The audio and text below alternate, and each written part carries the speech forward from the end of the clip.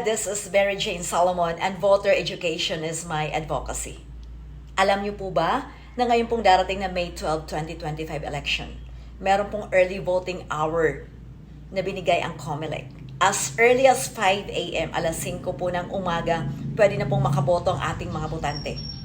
But wait, hindi po ito para sa lahat ng botante po. Para lamang po ito sa tatlong grupo na binigyan ng pagkakataon ng COMELEC na makaboto. At sino-sino po ba ito sila?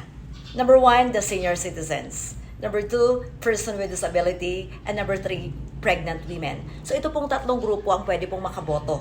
At yung kanila pong kasama na ang tawag assistor ay pwede na rin pong makaboto as long as they belong to the same precinct. Pareho pong ng presinto sila. So tandaan po natin yun ha. Huwag niyo pong kakalimutan, yan po ay ating karapatan. At dapat natin ma-exercise at magamit ngayong darating na halalan. Maraming salamat po. At mabuhay po tayong lahat.